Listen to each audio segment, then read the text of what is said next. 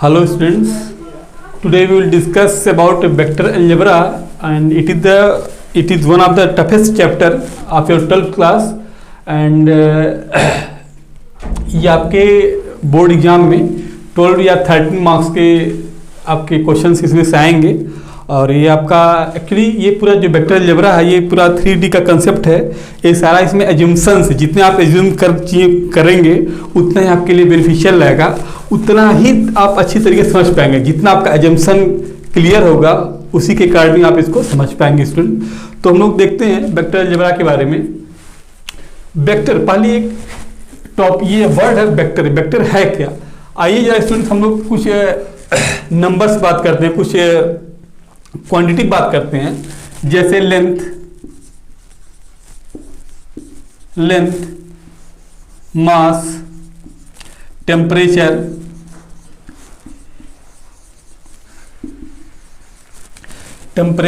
Volume, area. Next आपका force. इसकी अगर हम बात करें लेंथ, मास, टेम्परेचर, वॉल्यूम, एरिया और फोर्स की बात करते हैं। तो अगर हम लेंथ की बात करते हैं, लेंथ में एक ही चीज होगा जो होगा मैग्नीट्यूड। ये क्या होगा इसमें स्टूडेंट? मैग्नीट्यूड होगा। मास में क्या होगा? मैग्नीट्यूड होगा। वही टेम्परेचर की बात करते हैं, इसमें भी आपका क्या होगा? मैग्नीट्यूड होगा। और वॉल्यूम में भी आपका मैग्नीट्यूड होगा। और एरिया में आपका क्या होगा स्टूडेंट? मैग्नीट्यूड होगा। वही स्टूडेंट अगर हम फोर्स की बात करते हैं, सपोज करिएगा एक मेरे पास एक लकड़ी का गुटका, सपोज करिएगा एक लकड़ी का गुटका एक टेबल पर रखा हुआ है ऐसे।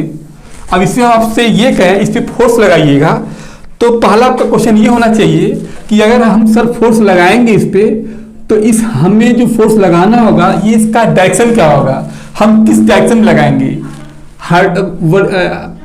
वर्टिकली लगाएंगे या आपका हॉरिजॉन्टल लगाएंगे, या हम ऊपर की तरफ लगाएंगे फोर्स, या हम नीचे की तरफ फोर्स लगाएंगे? तो अगर हम आपसे ये कहें इसको फोर्स लगा के थोड़ा डिस्प्लेस करिएगा, तो आपका यही क्वेश्चन होता कि सर अगर हम इसको फोर्स लगाएंगे तो किस डायरेक्शन में होगा? अपवर्ड डायरेक्शन होगा कि डाउनवर्ड डायरेक्शन होगा, कि आपका इस डायरेक्शन में होगा कि आपका इस डायरेक्शन में होगा?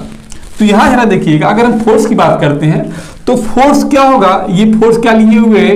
एक मैग्नीट्यूड लिए हुए है, कितना आप इसको डिस्प्लेस किए हुए, कितना डिस्टेंस डिस्प्लेस किए हुए हैं, और क्या होगा इसका डायरेक्शन, किस डायरेक्शन में क्या कर इसको डिस्प्लेस कर रहे हैं। तो यहाँ पे आपका क्या होगा? डायरेक्शन होगा। तो देखिएगा there are two type of quantity, one quantity is called scalar and other quantity is called vector. मतलब क्वांटिटी दो टाइप की होंगी। क्वांटिटी टू टाइप की होंगी, एक आपका होगा स्केलर होगा और एक होगा आपका वेक्टर होगा। मतलब ये जरा देखिएगा, कोई आपके पास जो सारी क्वांटिटी लिखी हुई थी यहाँ पे, लेंथ था, मास था, टेम्परेचर था, वॉल्यूम था, एरिया था, फोर्स था, आप इन सारे क्वांटिटी में देख रहे हैं, इसमें केवल आपकी मैग्नीट्यूड की आवश्यकता हो रही है। और आपका जो फोर्स है इसमें मैग्नीट्यूड प्लस डायरेक्शन की आवश्यकता पड़ रही है।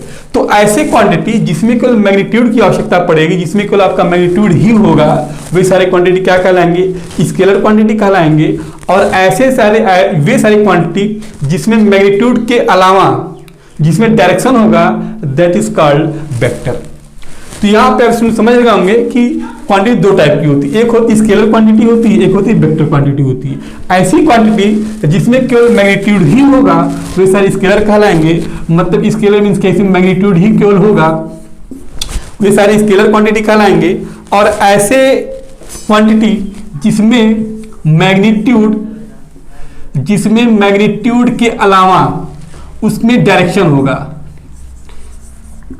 उसमें क्या होगा? इसमें डायरेक्शन होगा, दैट इज कॉल्ड वेक्टर। यही इसकी वेक्टर की डिफिनीशन है। Means those quantity which contain magnitude and direction, that is called vector. अब स्टूडेंट्स वेक्टर को डिनोट कैसे करते हैं? जैसे हम क्या करें कि एक अभी तक हम 10th में क्या पढ़े थे? लाइन सेगमेंट पढ़े थे। जैसे कोई लाइन ऐसी भी हो सकती थी, कोई लाइन आपकी ऐसी हो सकती है, कोई लाइन ऐसी हो सकती है, कोई लाइन ऐसी हो सकती है। अब हमें क्या करना है स्टूडेंट्स, हमें वेक्टर को कैसे डिनोट करना है। तो जो वेक्टर होगा वो एक लाइन सेगमेंट ही होगा, वो क्या किए होगा, वो आपका एक डायरेक्शन लिए हुए होगा। जैसे हम लाइन सेगमेंट की बात करते हैं, ये आपका एक लाइन सेगमेंट है ए और बी। अगर इस लाइन सेगमेंट में डायरेक्शन दे दें, जैसे हम इसका डायरेक्शन हम ये दे दें, तो ये जो लाइन सेगमेंट होगी ए बी क्या कहलाएगी, ये वेक्टर कहलाएगी। ए बी क्या होगा, वेक्टर होगा। इसे हम कैसे डिनोट करेंगे, ए और ए टू बी डिनोट करेंगे, ऐसे लिखेंगे इसको। अब यहाँ पे इसका जो ए पार्ट होगा इसे बोलते हैं इनिशियल टर्मिनल, इनिशियल पॉइंट बोलते हैं, और इसे क्या बोलते हैं, टर्मिनल पॉइंट बोलते हैं। मतलब आपका ये पूछ होगा और ये क्या होगा, सिर होगा। मतलब इनिशियल पॉइंट ये होगा और टर्मिनल पॉइंट ये होगा। कई बुक में ऐसा लिखा हुआ कि इस ए बी को हम एक नाम दे देते हैं, एक अल्फा बीटा गामा करके नाम दे देते हैं, तो इसको हम ऐसे भी नाम इसको दे सकते हैं। तो हम वेक्टर को दो तरीके से रिप्रेजेंट करेंगे। एक क्या होगा, एक आपका ए बी ये वाला हो जाएगा, और इसको हम इस ए बी को हम क्या कर सकते हैं, ऐसे ही रिप्रेजेंट कर सकते हैं, ऐसे रिप्रेजेंट कर सकते हैं। ये आपका इनिशियल पॉइंट होगा और बी क्या होगा, टर्मिनल पॉइंट होगा। ये वेक्टर कुछ ऐसे भी हो सकता है, ऐसे भी हो सकता है, या वेक्टर ऐसे भी हो सकता है, या वेक्टर कुछ ऐसे भी हो सकता है, ऐसे भी हो सकता है। तो इनको हम नाम दे सकते हैं। यहाँ पे ए बी हो जाएगा, यहाँ पे ए बी हो जाएगा, या इसको हम अल्फा नाम दे दें। यहाँ पे हम बी सी का इसको दे सकते हैं, बी सी दे सकते हैं, या इसको हम बीटा नाम दे सकते हैं। मतलब हम ऐसे इसको रिप्रेजेंट करेंगे। तो जो इसका इनिशियल स्टार्टिंग पॉइंट होगा, इनिशियल पॉइंट होगा, और जिसका एंडिंग पॉइंट होगा, इसे क्या बोलेंगे, टर्मिनल पॉइंट बोलेंगे। तो हम वेक्टर का रिप्रेजेंटेशन ये है। तो स्टूडेंट्स अब हम लोग जो है डिफरेंट टाइप के जो वेक्टर हैं उसके बारे में स्टडी करेंगे। तो फर्स्ट आपका उसी में से फर्स्ट आपका जो टॉपिक है ये पोजीशन वेक्टर है। तो ये पोजीशन वेक्टर जानते क्या होता है। पोजीशन वेक्टर, अगर हम स्टूडेंट 3D की बात करते हैं तो 3D में 3 एक्सिस होगा। एक आपका एक्स एक्सिस होगा, एक वाई होगा, एक आपका क्या होगा, जेड होगा। तो हम स्टूडेंट हम इस पूरे वेक्टर अलजेब्रा में हम इसको हम क्या करेंगे, एक्स एक्सिस से डिनोट करेंगे, और हम इसे वाई एक्सिस से डिनोट करेंगे, और इसे हम क्या करेंगे, जेड एक्सिस से डिनोट करेंगे। अब पोजीशन वेक्टर क्या होगा कि कोई पॉइंट अगर कोई पॉइंट हम एज्यूम कर ले स्पेस में, कोई पॉइंट अगर आपका जो ये स्पेस है आपका एक बोर्ड, अगर स्पेस हम एज्यूम करें तो यहाँ पे एक पॉइंट पी होगा, एक पॉइंट पी होगा। इसका कोऑर्डिनेट अगर हम एज्यूम करें एक्स होगा और वाई होगा, क्या होगा, जेड होगा। तो पोजीशन वेक्टर जो होगा किसी पॉइंट पी का, ये क्या होगा, ये जो वेक्टर होगा whose initial point is origin, whose initial point is origin हो जाएगा, और उसका जो टर्मिनल पॉइंट होगा क्या होगा, पी होगा। अब जरा देखिएगा, अगर हम क्या करें, इस ओरिजिन आपका ओ है, इसके कोऑर्डिनेट क्या हो जाएंगे, 0 0 और 0, तो 0 कामा 0 हो जाएगा। तो 3D बात कर रहे हैं, इसीलिए यहाँ पे जो कोऑर्डिनेट लेंगे हम 3 पार्ट में, x axis, y axis, z axis coordinate होगा। यहाँ पे x axis, y axis, z axis coordinate होगा। तो पोजीशन वेक्टर क्या होगा, किसी पॉइंट का position vector is a vector होगा whose initial point is origin हो जाएगा, और जिसका टर्मिनल पॉइंट होगा वही पॉइंट हो जाएगा। अगर हम इसको इससे मिला दें, हाँ देखिए, अगर इसको मिला दें ये, और इसका डायरेक्शन ओ से पी की तरफ है, इसका डायरेक्शन क्या, ओ से पी की तरफ है, तो आपका जो ओपी हो जाएगा ये क्या हो जाएगा, वो पोजीशन वेक्टर हो जाएगा। यहाँ पे पोजीशन वेक्टर क्या लेंगे, पोजीशन वेक्टर इक्वल टू क्या हो जाएगा, ओ और पी होगा। जिसका इनिशियल पॉइंट क्या होगा, इनिशियल पॉइंट आपका ओ होगा, और टर्मिनल पॉइंट क्या होगा स्टूडेंट, पी होगा। तो पोजीशन वेक्टर आप इसमें समझ गए होंगे कि पोजीशन वेक्टर क्या होता है। Position vector is a point होता है whose initial point is a इसका ओरिजिन होगा, और जिसका टर्मिनल पॉइंट होगा क्या होगा, एक्स वाई जेड होगा। तो स्टूडेंट अभी हम लोग पोजीशन वेक्टर के बारे में पढ़ रहे थे। पोजीशन वेक्टर बताए थे क्या था कि इसका इनिशियल पॉइंट आपका ओरिजिन होगा, और जो टर्मिनल पॉइंट होगा वो पॉइंट पी खुद होगा। तो अभी तक इसके बारे में हम स्टडी कर रहे थे, बताए थे आपको कि हम पोजीशन वेक्टर को हम ओपी से रिप्रेजेंट करेंगे, या उसको हम आर से भी रिप्रेजेंट करते हैं स्टूडेंट्स। तो बुक में आपके आर से भी रिप्रेजेंट किया गया है, तो आप उसको आर से भी रिप्रेजेंट कर सकते हैं, या उसका इनिशियल पॉइंट आपका ओ कर होगा और टर्मिनल पॉइंट पी होगा, तो अब हम उसको क्या कर सकते हैं, ओपी से भी क्या कर सकते हैं, रिप्रेजेंट कर सकते हैं स्टूडेंट। अब हम क्या करते हैं, हमें जो दूसरा चीज पढ़ना है वो पढ़ना क्या, डायरेक्शन क्वेश्चन पढ़ना है। किसी वेक्टर का डायरेक्शन क्वेश्चन क्या क्या होता है स्टूडेंट, उसी के बारे में हमको स्टडी करना है। तो जरा देखिएगा, पहली चीज पोजीशन वेक्टर के बारे में डिस्कस किया गया था, ऊपर वाले टॉपिक में पोजीशन वेक्टर के बारे में डिस्कस किया गया था। तो ये आपका जो पोजीशन वेक्टर ओपी है, ये आपका जो पोजीशन वेक्टर ओपी है वो एक्स एक्सिस से सपोज कर जो एंगल बनाएगा, सपोज करिएगा इस एक्स एक्सिस से आपका अगर अल्फा एंगल बनाता है, इस एक्स एक्सिस से आपका अल्फा एंगल, एक्स एक्सिस से आपका अल्फा एंगल बना रहा है, और यही पोजीशन वेक्टर इस y एक्सिस से आपका बीटा एंगल बना रहा है, और आपका यही आपका जो पोजीशन वेक्टर है इस z एक्सिस से अगर गामा एंगल बनाता है तो इसे हम बोलते हैं डायरेक्शनल एंगल बोलते हैं। मतलब जो position vector x axis, y axis, z axis जो एंगल बनाएगा उसे क्या बोलेंगे, डायरेक्शनल एंगल बोलेंगे। और इनकी कॉस वैल्यू मतलब क्या है, यहाँ पे इनकी कॉस वैल्यू मतलब कॉस अल्फा, कॉस बीटा और cos gamma.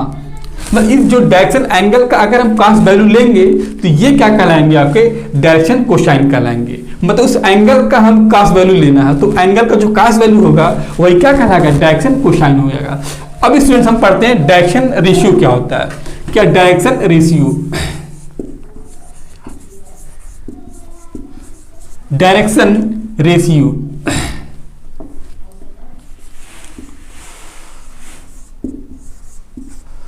Direction ratio.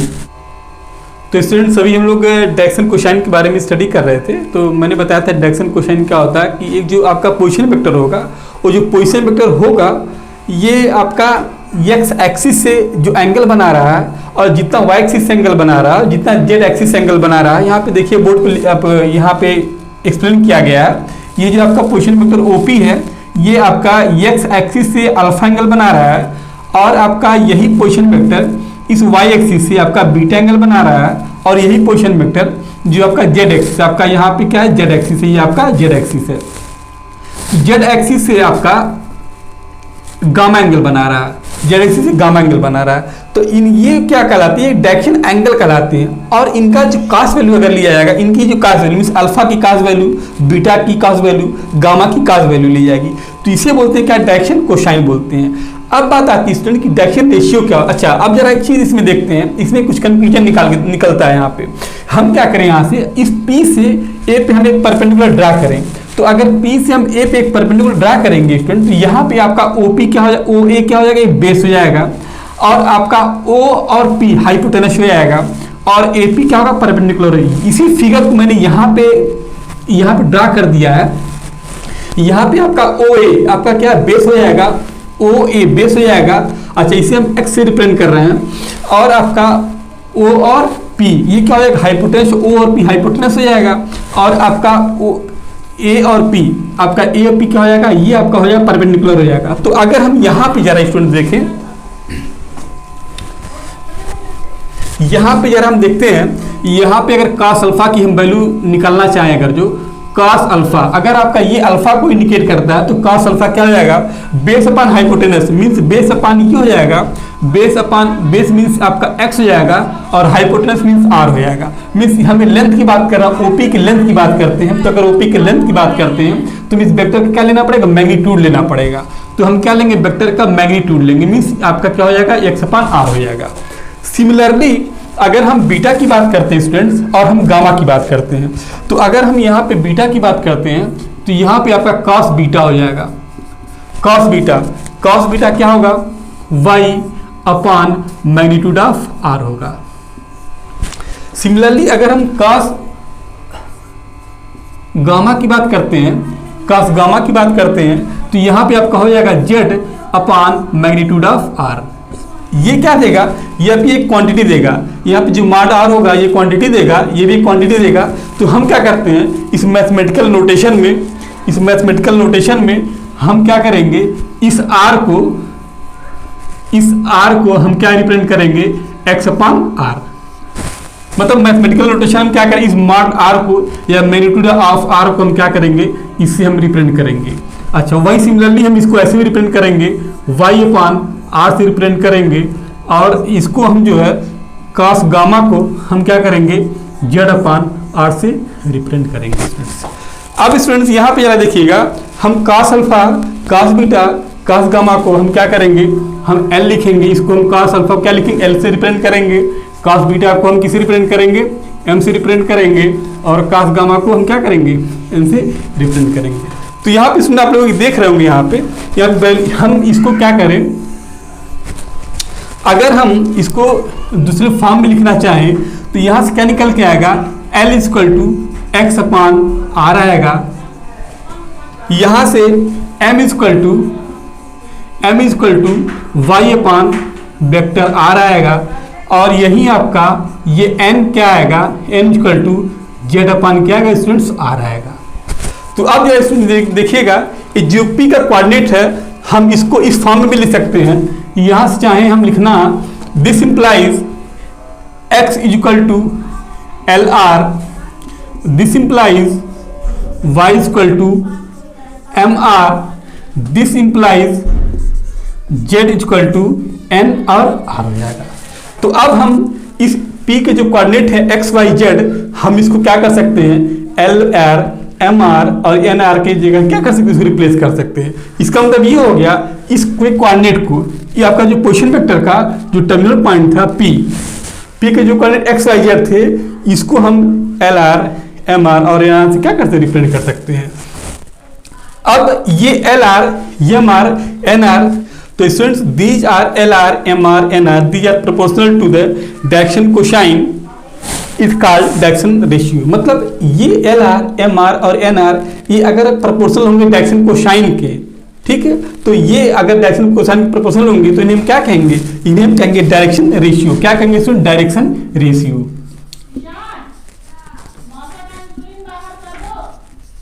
Direction ratio कहेंगे, डायरेक्शन रेशियो कहेंगे। मतलब रेशियो क्या, एक रेशियो दे रहा है, रेशियो क्या, एक आपका एक रेशियो मिल रहा है, एक आपका क्या मिल रहा है, रेशियो मिल रहा है। तो मतलब L R M R N R अगर प्रोपोर्शनल होंगे डायरेक्शन रेशियो के प्रोपोर्शनल होंगे तो इन्हें क्या कहेंगे हम, इस अगर L R M R N R direction cosine के प्रोपोर्शनल होंगे, तो अगर डायरेक्शन कोसाइन के प्रोपोर्शनल में होंगे तो इन्हें हम कहेंगे डायरेक्शन रेशियो कहेंगे। और जिनको हम कैसे रिप्रेजेंट करते हैं स्टूडेंट, ए से और बी से और हम क्या सी से रिप्रेजेंट करते हैं। मतलब क्या लिख सकते हैं स्टूडेंट, यहाँ पे a upon l is equal to b upon m लिख सकते हैं, इज इक्वल टू क्या लिख सकते हैं, सी अपान एम लिख सकते हैं। मतलब ये सारे आपके जो डायरेक्शन रेशियो है ये डायरेक्शन कोसाइन के क्या प्रोपोर्शनल होंगे, जिसे हम किसे रिप्रेजेंट करेंगे, ए से बी से सी से रिप्रेजेंट करेंगे और इसको हम क्या दे देंगे, कि वैल्यू दे देंगे, के दे देंगे।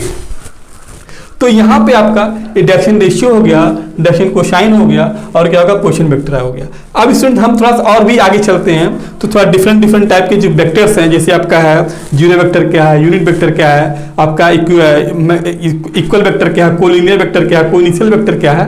तो इसे थोड़ा सा हम जो है स्टेप बाय स्टेप स्टडी करते हैं। तो आइए चलिए हम थोड़ा सा आगे चलते हैं। तो स्टूडेंट्स अब हम लोग जो है टाइप ऑफ वेक्टर्स पढ़ेंगे। तो अलग अलग कई इसके वेक्टर्स के कई टाइप हैं। तो जैसे पहला आपका जो टाइप है जीरो वेक्टर है, जीरो वेक्टर मतलब ऐसा वेक्टर जिसका इनिशियल पॉइंट और टर्मिनल पॉइंट क्या सेम हो, मतलब जिसका इनिशियल पॉइंट आपका ये इनिशियल पॉइंट भी यही हो और टर्मिनल पॉइंट भी यही हो। तो ऐसा वेक्टर जिसका इनिशियल पॉइंट और टर्मिनल पॉइंट सेम होगा तो ये क्या कहलाएंगे, कि जीरो वेक्टर कहलाएंगे। इसमें इसमें कोई डायरेक्शन नहीं दिया, इसमें आप कोई डायरेक्शन बता ही नहीं सकते हैं। इसमें कोई अगर लाइन रहती, सपोज करिए ये लाइन रहती तो आप यहाँ पे इसका डायरेक्शन बता सकते थे। लेकिन यहाँ पे क्या है, ये पॉइंट और ये पॉइंट दोनों कोइंसाइड कर गया, मतलब ये आपका इनिशियल पॉइंट था और एक था टर्मिनल पॉइंट था, दोनों पॉइंट क्या कोइंसाइड कर गए हैं। तो यहाँ पे इसका डायरेक्शन बताना थोड़ा सा कॉम्प्लिकेटेड है स्टूडेंट। तो यहाँ पे हम इसको इसके डायरेक्शन के बारे में हम नहीं चर्चा करेंगे। तो बस यही सीधा से इसका डेफिनेशन ये है कि ways are those vectors whose initial point and terminal point are coincide, that is called zero vector. दूसरा आपका टाइप है, दूसरा आपका यूनिट वेक्टर है। दूसरा आपका टाइप क्या है, यूनिट वेक्टर। मतलब ऐसा वेक्टर जिसका मैग्नीट्यूड यूनिटी हो, जिसका मैग्नीट्यूड का यूनिट हो।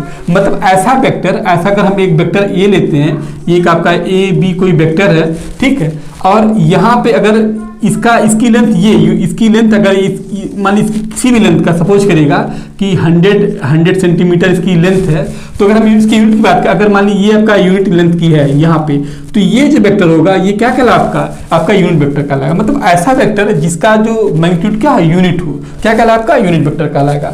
तीसरे केस की बात करते हैं। तीसरा आपका केस है को इनिशियल वेक्टर।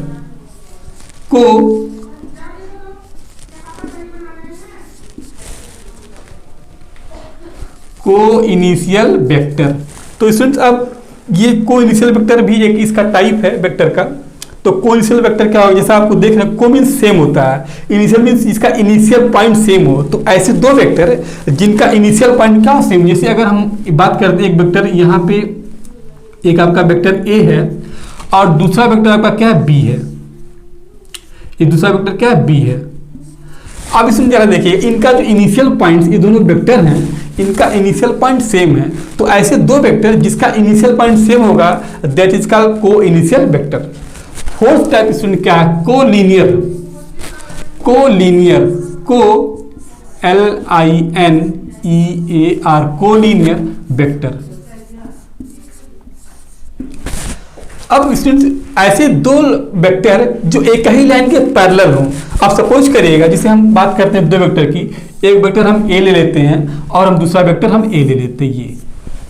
तो ऐसे दो वेक्टर जो एक ही लाइन के पैरेलल, अब देखिए हम अगर इसकी एक ये वेक्टर आपका ए है और दूसरा वेक्टर बी है ये है, तो अगर हम इन दोनों की बात करते हैं, इन दोनों वेक्टर ए और बी की बात करते हैं, तो जरा देखिएगा ए और बी जो है एक सेम लाइन के पैरेलल हैं। अगर हम इसको ऐसे भी रिप्रेजेंट कर सकते हैं, एक वेक्टर ये है दूसरा वेक्टर आपका बी है, हम इसको ऐसे भी रिप्रेजेंट कर सकते हैं, एक वेक्टर ये ले लें और दूसरा वेक्टर हम ये ले लें, सॉरी दूसरा वेक्टर हम ए ले लें, मतलब आपका हम इसको नाम दे दें ए नाम दे दें, इसको हम बी दे दें। अगर आपका वेक्टर ए है तो वेक्टर बी ए भी है। तो मतलब ऐसे दो वेक्टर जो एक ही लाइन के पैरेलल हों that is called collinear vector. अब स्टूडेंट पांचवा टाइप क्या है इसका, फिफ्थ टाइप क्या है, इक्वल वेक्टर।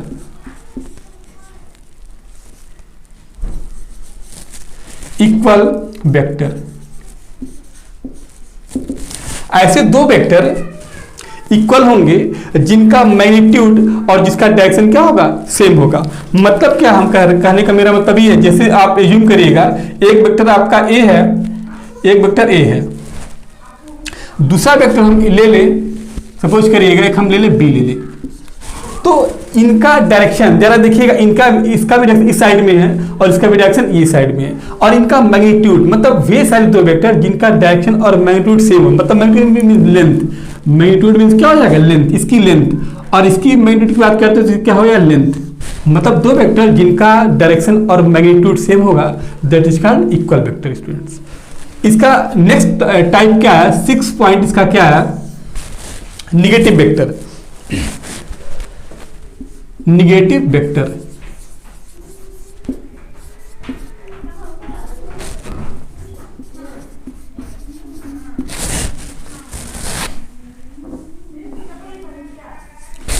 तो ऐसे दो वेक्टर निगेटिव वेक्टर कहलाएंगे जिनका मैग्नीट्यूड तो सेम हो लेकिन क्या उनका जो डायरेक्शन हो अलग अलग हो। जैसे हम अगर एक वेक्टर इसकी ए की बात करते हैं ये, ठीक है, इसका डायरेक्शन इधर है, और हम एक दूसरे वेक्टर बी की बात करते हैं जिसका डायरेक्शन इधर है, तो ये दोनों वेक्टर क्या कहलाएंगे, नेगेटिव वेक्टर कहलाएंगे। क्यों नेगेटिव वेक्टर कहलाएंगे, क्योंकि इनका मैग्नीट्यूड तो सेम है लेकिन जो डायरेक्शन इनका क्या अलग अलग है। तो ऐसे दो वेक्टर जिनका मैग्नीट्यूड क्या होगा सेम होगा बट इनका जो डायरेक्शन होगा क्या डिफरेंट होगा, that is called negative vector. तो स्टूडेंट्स अब हम लोग फ्री वेक्टर के बारे में स्टडी करेंगे। फ्री वेक्टर है क्या, ये ऐसा वेक्टर जो पहले डिस्प्लेस किया जाए without changing its magnitude and क्या डायरेक्शन। जैसे सपोज करिएगा कि मान लीजिएगा एक वेक्टर आपका ए था, ए वेक्टर क्या था आपका ए था और इसका डायरेक्शन ये था और इसका मैग्नीट्यूड ये था। हम क्या करें, इसको हम डिस्प्लेस कर दें, हम यहाँ पे ना हम यहाँ इस वेक्टर को हम यहाँ लाना चाह रहे हैं, तो हम क्या करें इसके पैरेलल डिस्प्लेस कर दें विदाउट चेंजिंग इस डायरेक्शन एंड मैग्नीट्यूड। मतलब क्या हुआ कि हम डिस्प्लेस करना है, इसको डिस्प्लेस इधर करना है, तो हम क्या करेंगे इसके पैरेलल डिस्प्लेस करेंगे। मतलब हम इसको यहाँ लाना चाह रहे हैं, हम इस वेक्टर को हम यहाँ लाना चाह रहे हैं वेक्टर ए। अब जरा देखिएगा ये जो वेक्टर था बिना इसका मैग्नीट्यूड और डायरेक्शन बिना चेंज किए हुए जो है हम क्या इसके पैरेलल क्या डिस्प्लेस कर दिए, तो ऐसे वेक्टर क्या कहलाएंगे आपके फ्री वेक्टर कहलाएंगे। स्टूडेंट तो आपका जो टाइप ऑफ वेक्टर था हमें लगता है कि आप लोग को बेटर समझ में आया होगा, और हम होप करते हैं कि आप लोगों से कि आप लोग इसको वीडियो लेक्चर देखेंगे और जो भी नहीं समझ में आएगा आप हमें इस पर कमेंट करिएगा और then I will rectify your problems. Thank you.